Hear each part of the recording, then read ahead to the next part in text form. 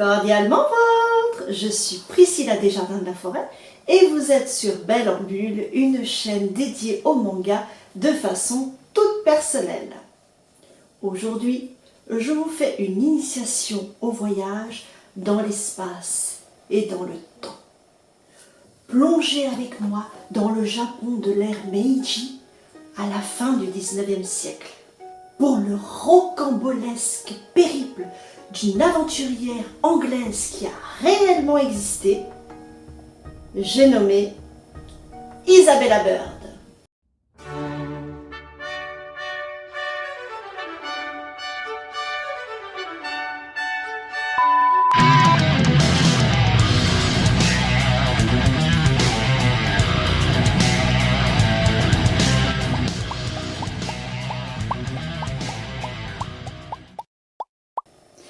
Isabella Lucy Bird est née en 1831 dans le Yorkshire, dans la famille d'un pasteur qui change régulièrement de paroisse. Alors le mouvement, elle connaît. En 1854, à 23 ans, son père lui finance son premier voyage aux États-Unis pour aller visiter des proches. Elle en tire son premier ouvrage, The English Woman in America, et le succès est au rendez-vous. Elle financera ainsi ses prochains périples en Écosse et au Canada, suivent l'Australie et Hawaï. Fiancée à John Bishop, elle entreprend néanmoins la Chine, le Vietnam et Singapour. Elle ira effectivement à la rencontre du peuple Aïnou, persécuté alors par les autorités japonaises.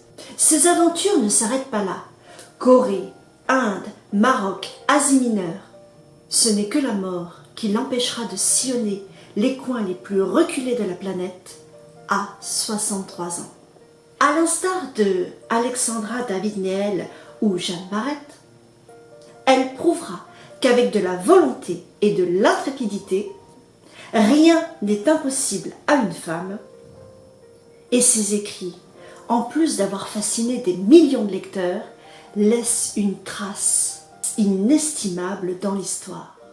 C'est de ce précieux héritage culturel et sociétal, témoin de peuples aujourd'hui parfois disparus, dont s'est emparé Taiga Sasa avec brio, tant sur la forme que sur le fond. Première série publiée en France de ce mangaka talentueux par les éditions Kiun, dans la catégorie grand public Kizuna, 9 tomes en cours. Le prochain est à paraître le 25 août. Une lecture vacancière que j'attends avec impatience, conseillée à partir de 13 ans. Une édition d'une grande qualité. On suit donc l'aventure nippone d'Isabella Bird, bien plus jeune que son alter ego réel, très pétulante, un brin guindé, comment ça c'est moi, mais très curieuse du monde et de l'autre, consignant scrupuleusement les us et coutumes de ce pays des plus étonnants. Se basant sur les notes d'Isabella Unbeaten Tracks in Japan, il est bien naturel que Taiga Sasa ait choisi le Japon parmi tous ses périples. Mais il le fait de façon extrêmement fine.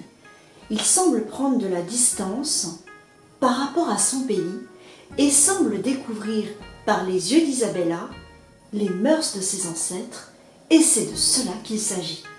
Car il y a un travail de recherche absolument fou, avec un souci du détail qui me ravit et un tandem de protagonistes qui fonctionne très bien. Des rencontres très diverses qui apportent toujours leur lot d'informations, de l'action, un antagoniste, bref, un récit très complet et un trait merveilleux qui ont remporté tout de suite mon adhésion. Bon, je m'emporte. Il faudrait peut-être que je vous dise la raison de la présence d'Isabella au Japon. D'abord, pourquoi tant de voyages?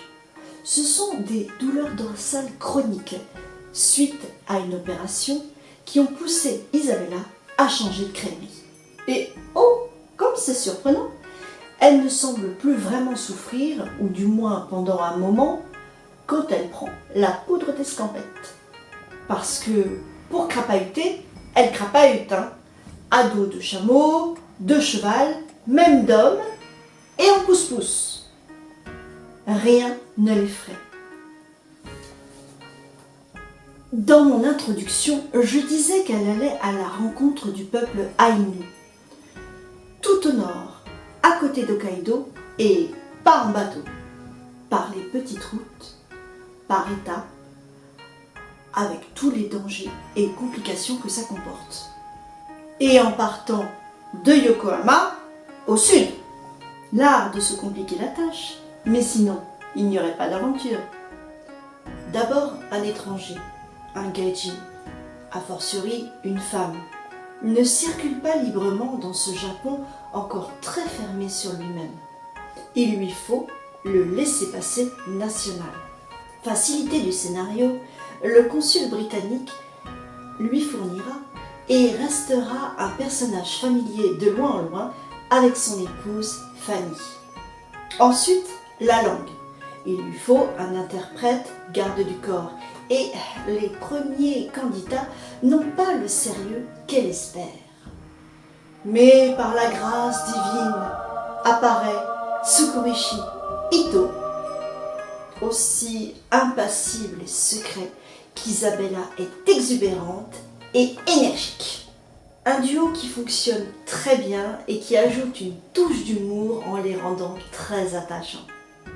Taiga Sasa nous offre donc un seinen tranche de vie, richement documenté, avec une véritable aventure, avec comme fil conducteur la correspondance qu'Isabella entretient avec sa sœur Henriette, où elle lui décrit ses impressions par le menu.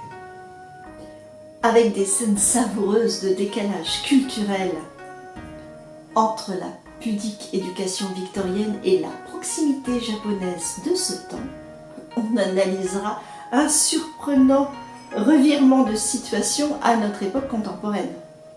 Et mutuelle, méconnaissance, défiance, occidentaux, asiatiques, qui est balayé par le formidable humanisme de ce titre et vous donnera un shot de ce Japon aujourd'hui disparu, mais fascinant et enivrant. Dans la même verve, il y a l'excellent Golden Kamuy de Noda Satoru qui met en scène le peuple Ainu à la même époque dans un contexte de guerre russo-japonaise.